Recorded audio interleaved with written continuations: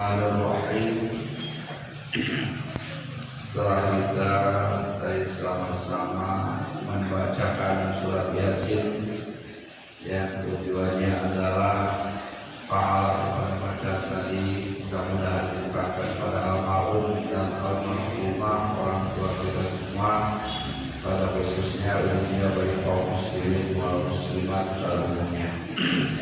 Maka selanjutnya mari kita sama-sama membahas sedikit tentang masalah ilmu. Pada kesempatan ini kita akan sedikit membahas masalah berkaitan dengan Isra wal Mi'raj. Sebagaimana pada pertemuan Jumat kemarin kita sudah membahas tentang masalah peristiwa Isra wal Mi'raj sebelum Rasulullah Sallallahu Alaihi Wasallam diisrokan dan dimi'rajkan. Terlebih dahulu Rasulullah Sallallahu Alaihi Wasallam dibersihkan hatinya, khususnya dari penyakit hati, baik itu ujub, riya, takabur dan lain sebagainya. Nah, itu sebagai pelajaran bagi kita ketika kita menghadap Allah Subhanahu wa Ta'ala dalam pelaksanaan sholat, khususnya sholat lima waktu. Tentu kita harus bisa membersihkan hati dari ujub, riya dan takabur dan lain sebagainya. Kemudian setelah Rasulullah Sallallahu Alaihi Wasallam dibersihkan hatinya oleh malaikat Jibril, summa utiya bil buraqi, kemudian didatangkanlah kendaraan yang bernama buraq, ya, kendaraan Rasulullah Sallallahu Alaihi Wasallam, yaitu ketika Isra disiapkan itu kendaraan yang bernama buraq. Musarrajan mulajjaman, lengkap dengan pelana dan tali kendalinya, ya, sudah lengkap disiapkan oleh Allah Subhanahu wa Ta'ala. Siapkan untuk keberangkatan Rasulullah Sallallahu Alaihi Wasallam dari Masjidil Haram yang ada di kota Mekah ke Masjidil Aqsa yang ada di Palestina dengan kendaraan buraq. Seperti apa kendaraan buraq itu? Wa dafatun abyadun, ya, buraq itu kendaraan yang warnanya putih. Tawilun fawqal himar, tingginya di atas himar. Wa fawqal bigoli, dan juga di bawah bigoli. Ya doha wa inda mungkar terbu, kemudian ketika melangkahkan kakinya itu sejauh mata memandang, ya, buraq ketika melangkahkan kakinya yang depan itu sejauh mata memandang. Mutaribal udhunaini, yang terus menerus bergerak kedua telinganya. Dia punya telinga dua. Nah, yang telinga itu tidak bisa diam, terus bergerak. Ya, idza ata ala jabalin, ketika di mana-mana datang ke suatu gunung, ya, dia mau melewati gunung, irtafa rijlahu, maka kaki yang belakangnya itu, kaki belakang bisa memanjang. Ya, jadi Kanjeng Nabi Muhammad tetap tidak kesulitan, tetap dia datar, karena ketika dia nanjak, kaki yang belakang yang panjang. Wa idza habata irtafa'at yadahu, ketika turun dari gunung, ya, turun dari gunung, buraq itu kaki yang depannya yang memanjang. Ya, jadi tetap Kanjeng Nabi Muhammad SAW sejajar terus, ya. Jadi buraqlah yang bisa memainkan kakinya ketika naik, mana yang dipanjangin, ketika turun mana yang dipanjangin, ya. Nah, itulah gambaran buraq kendaraan Rasulullah SAW ketika Isra. Yahdiru bihi ma rijla supaya kedua turunnya rijlaihi supaya kuat kakinya. Ya, jadi dia itu ada sayapnya. Di pahanya itu ada 2 sayap. Ya, ada dua sayap supaya yang lebih rijlaihi supaya kuat kedua kakinya. Jadi gambaran buruk perjalanan Rasulullah Shallallahu Alaihi Wasallam ketika Isra, ya, ketika Isra Rasulullah naik buruk. Nah itulah buruk seperti tadi. Nah setelah itu pas tasoba alaihi maka merasa kesulitan kan Nabi untuk naik buruk. Awal doa Jibril dalam alam makrifati kemudian dipegangkan oleh malaikat Jibril terhadap buruk tersebut. Sumakola kemudian Jibril berkata, alam tastahi ya buruk, apakah kamu tidak malu hai buruk? Ditanya oleh malaikat Jibril. Wallahi ma rakabaka khairun akramu ala Allahi minhu. Demi Allah bahwa yang akan menunggangi kamu itu adalah satu makhluk yang paling mulia menurut Allah Subhanahu wa taala. Nah, pas tahya kemudian buruk merasa malu. Hatta arqadu arqan wa kata raqibah. Sehingga saking malunya buruk diberitahu oleh malaikat Jibril bahwa yang menunggangi itu adalah orang yang paling mulia di sisi Allah Subhanahu wa taala sampai keluar keringat dingin buruknya. Ya, ketika buruk dikasih tahu bahwa ini makhluk yang mulia sehingga merasa malu buruk itu sehingga mengeluarkan keringat dingin merasa malu. Hatta raqibah sehingga naik Nabi terhadap buruk. Nah setelah itu buruknya sedikit dia tenang baru naik sehingga naik. Wakanatil anbiya'i tarkabuha qawlahu, dan buruk ini adalah bukan hanya oleh Rasulullah SAW ditungganginya, bahkan nabi-nabi sebelum Rasul pun pernah menunggangi buruk tersebut. Ya, bukan hanya ketika Isra Mi'raj saja, tapi sebelum kanjeng Nabi juga pernah para nabi menaiki menunggangi buruk tersebut. Wa qala Sa'id wal Musayyib wa ghairuhu, dan berkata Sa'id wal Musayyib dan yang lainnya, wa hiya darbatun Ibrahim, dan buruk itu adalah kendaraannya dulu kanjeng Nabi Ibrahim alaihissalam ketika dia berangkat ke Mekah. Ya, dari Palestina Nabi Ibrahim kemudian berangkat ke Mekah. Nah, di situ dia menunggangi buruk. Itulah buruknya kanjeng Ibrahim alaihissalam yang pernah ditunggangi oleh Nabi Ibrahim.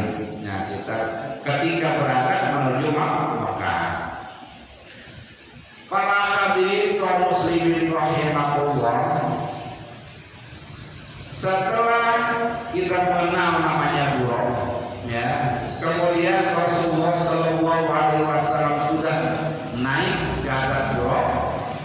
Panqolaqobi Jibril kemudian berangkat beserta malaikat Jibril. Wahwa an-yamini, malaikat Jibril itu di sebelah kanan kanjeng Nabi di atas buruk, ya. Ya. Wa Mikail an-yasari, dan malaikat Mikail di sebelah kirinya. Ya, jadi ketika buruk kanjeng Nabi berangkat dari Mekah ke Masjidil Aqsa itu, dari Masjidil Haram ke Masjidil Aqsa naik buruk tidak sendirian. Tapi di sebelah kanan ada malaikat Jibril, di sebelah kiri ada malaikat Mikail. Pasaru hatta balagu akbar data Masjid, kemudian berangkat bertiga, ya, sehingga sampai kepada tanah yang banyak kurmanya, ya, banyak tanaman kurma. Faqala lahu, maka berkata malaikat Jibril kepada kanjeng Nabi, inzil, turunlah kamu. Ya, pas sampai di kota yang banyak pohon kurmanya, kanjeng Nabi Muhammad suruh turun oleh malaikat sholatlah kamu, suruh sholat 2 rakaat. Haruna di sini. Fa'ala. Kemudian Rasulullah SAW sholat. Setelah beres sholat, sumarokaba kemudian naik kembali ke atas buruk kanjeng Nabi. Faqala lahu Jibril, maka berkata kepada kanjeng Nabi malaikat Jibril, atadri aina sholaita, apakah kamu tahu di mana tadi kamu sholat? Nah, kata kanjeng Nabi, lah, tidak tahu. Qala, berkata Jibril, menjawab Jibril, sholaita bi Thayyibah, kamu sholat di tanah Thayyibah. Kalau sekarang Madinah, ya, di Madinah. Wa ilayya al-muhajirah, dan kamu nanti bakal hijrah ke sana. Katanya, gitu ya. Jadi ketika Isra itu diberangkatkan tengah malam, ya, dari Masjidil Haram ke Masjidil Aqsa. Sebelum nyampe Masjidil Aqsa, suruh singgah dulu sholat 2 rakaat. Ternyata itu di kota Madinah. Kalau dulu dibilangnya kota Thayyibah, ya. Kota Thayyibah, kota yang bagus, ya, kota Madinah. Wa ilayya datan ahlin, di sana banyak pohon kurma. Para hadirin kaum muslimin rahimakumullah, kemudian setelah selesai itu pantolak al-buraq bihaqi. Nah, kemudian berangkat lagi beserta buraq membawa kanjeng Nabi Muhammad SAW dengan kecepatan tinggi. Ya doa hadir haitsu raqatuhu, sehingga ketika buraq melangkah, langkah kaki yang depan itu sampai apa itu? Di ujung penglihatan kita, saking jauhnya. Nah, berdiri buruk dan lari kencang membawa Rasulullah Sallallahu Alaihi Wasallam.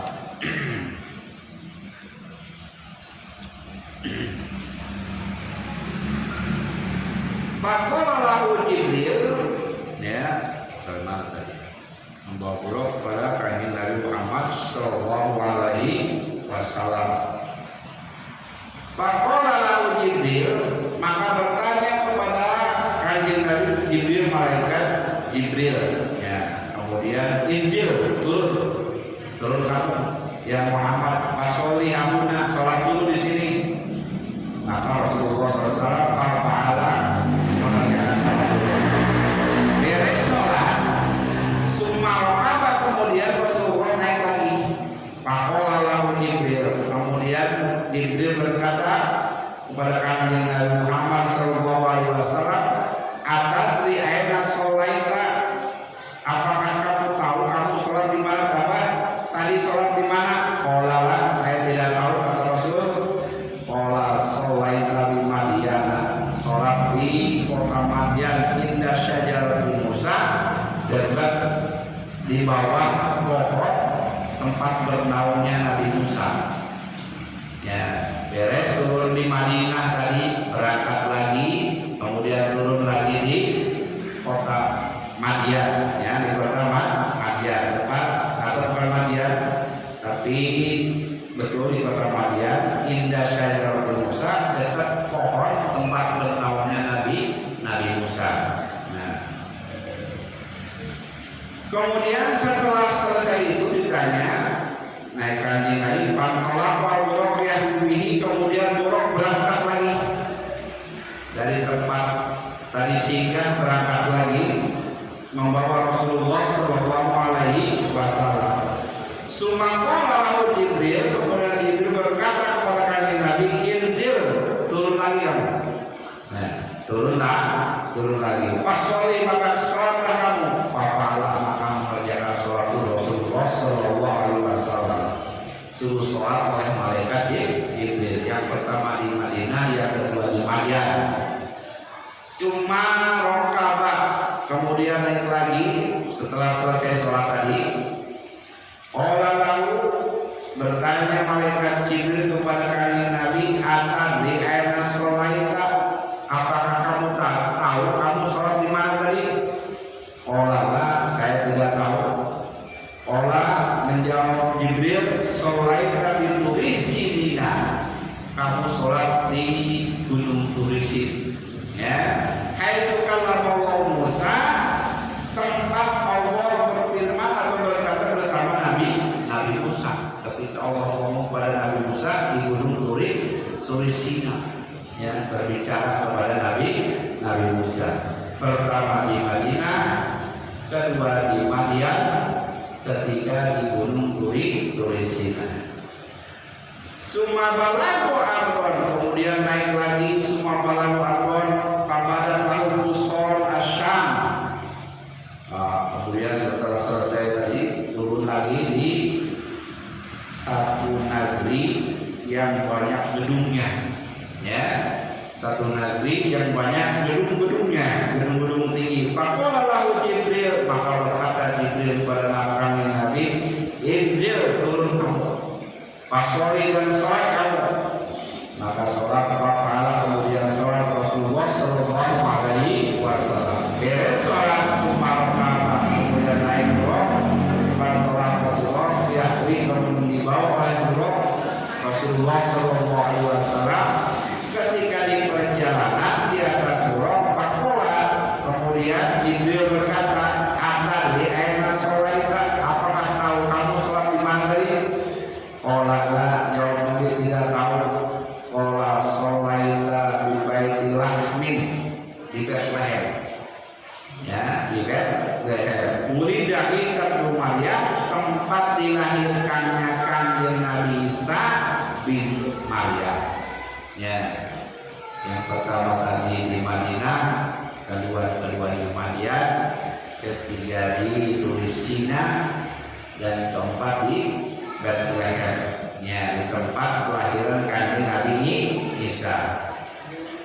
Para hadirin kaum muslimin rahimahullah, setelah tadi selesai wasal hatta ata Madinah Baitul Maqdis, berangkat lagi Rasulullah SAW beserta Jibril dan Mikail sampai datang kepada Baitul Maqdis, Palestina, Masjidil Aqsa. Ya, fasolat bihim, maka mereka sholat dulu rakaat ini dua rakaat di Baitul Maqdis atau di Masjidil Aqsa. Para masorofa, ketika sudah beres sholat dua rakaat, Qala Jibril, bertama Jibril, ya Muhammad, Muhammad, atadri man sholaha khalfaka, apakah kamu hafal siapa yang sholat di belakang kamu? Ya. Jadi banyak orang yang ikut berjamaah beserta Rasulullah Sallallahu Alaihi Wasallam. Nah, ini belum ada perintah sholat, ini baru sholat sunnah, sholat wajib belum ada perintah. Ya. Qala, saya tidak tahu siapa di belakang saya tadi. Qala Jibril menjawab, kullu nabiyin, seluruh nabi dari Nabi Adam sampai Nabi terakhir, ba'asallahu ta'ala, Allah mengutus untuk berkumpul di Baitul Maqdis. Ya, seluruh nabi dan rasul telah mengutus Allah untuk melaksanakan sholat. Jadi ketika tahu kedatangan Rasulullah Sallallahu Alaihi Wasallam di Baitul Maqdis, di Masjidil Aqsa, ruh-ruh para nabi yang telah meninggal itu dikumpulkan oleh Allah Subhanahu wa taala di Masjidil Aqsa, ya. Kemudian sholat dua rakaat yang menjadi imamnya adalah Rasulullah Sallallahu Alaihi Wasallam. Jadi imam para rasul, imam para anbiya, bahkan seluruh malaikat turun, ya. Seluruh malaikat turun untuk melaksanakan sholat dua rakaat. Para hadirin kaum muslimin rahimahullah, setelah selesai sholat bersama para nabi, para rasul, para malaikat, dan beliau ditunjuk menjadi imam, Faja'ahu Jibril alaihissalam, kemudian lagi didekati oleh malaikat Jibril sambil membawa bi'ina'in minan khamri, membawa segelas yang isi arak, minuman arak. Satu gelas lagi wa ina'in min labani, satu gelas berisi susu. Faktar al-labana, suruh milih Kanjeng pilih arak atau pilih susu, ya. Maka Kanjeng Nabi milih segelas air susu, ya. Araknya tidak dipilih. Faqala lahu Jibril, maka berkata kepada Kanjeng Nabi sama malaikat Jibril, ihtarofal fitrata, kamu telah memilih fitrah, artinya agama Islam. Seandainya walau syaratal khamra, kalau kamu memilih isi gelasnya berisi arak, maka kamu akan mendapatkan umat yang susah diatur. Walam yang asamikum, dan sedikit yang peninggian itu terhadap kamu. Illa qalil, kecuali sedikit, ya. Jadi seandainya kami Nabi salah memilih waktu itu, maka Rasulullah SAW mempunyai umat yang susah diatur dan sedikit pengikutnya.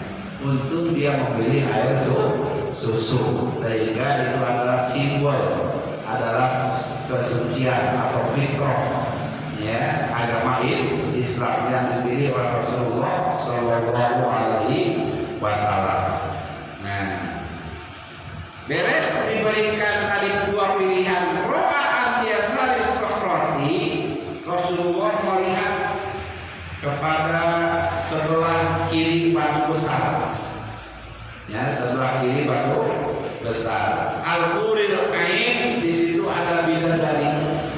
Pas salaman kemudian salam alaihina kepada bidadari, faraduna, dan juga menjawab bidadari itu kepada Kanjeng Nabi Muhammad SAW, wasalahuna, dan bertanya fahajab tahu, maka Rasulullah menjawabnya bima taqarrubi al-aib, dengan penuh muka yang sumringah, muka yang menyenangkan. Nah, itulah ketika Rasulullah SAW sebelum Mi'raj baru Isra. Isra itu perjalanan malam dari Masjidil Haram ke Masjidil Aqsa. Tadi kita tahu ada 5 tempat singgah Rasulullah SAW. Apa makna di balik itu? Pertama di Madinah, kedua di Madyan, ketiga di Turisina, keempat di Bethlehem, dan kelima di Baitul Maqdis. Itu mengandung hikmah bahwa isyarat dari Allah bakal mendapatkan kewajiban 5 waktu sholat. Ya. Jadi Rasulullah SAW ketika singgah di 5 tempat ketika Isra, itu menunjukkan isyarat dari Allah Subhanahu Wa Taala bakal mendapatkan kewajiban melaksanakan 5 kali sholat dalam sehari semalam. Dan selama perjalanan itu mendapatkan 17 kejadian. Di situ ada 17 kejadian ketika di perjalanan ini, belum diceritakan kejadiannya apa, seperti orang yang makan daging, makan ternyata yang dimakan daging mentah, cuma lewat ke satu kuburan, yaitu kuburan Siti Masito dan lain sebagainya. Dihitung ada 17 kejadian selama perjalanan Isra. Dan itu juga menunjukkan bahwa isyarat bagi kita, isyarat bagi Rasul bakal mendapatkan 5 kewajiban sholat, 17 rakaat. Gitu ya. Itu hikmah dari perjalanan singgah sholat di 5 tempat dan juga mendapatkan 17 kejadian. Ya, itu hikmah daripada Isra, ya. Hikmah daripada Isra itu bakal mendapatkan 5 kali sholat 5 waktu dan 17 rakaat. Itu hikmah daripada istirahat sholat di tempat di 5 tempat dan juga 12 kejadian. Jadi bukan di pasaran-pasaran atau perbuatan dari situ ada hikmah yang bisa menemukan adalah para ulama ahli ilmu. Nah, demikian tentang melaksanakan peristiwa Isra. Mudah-mudahan bisa menambah keimanan kita kepada Allah Subhanahu wa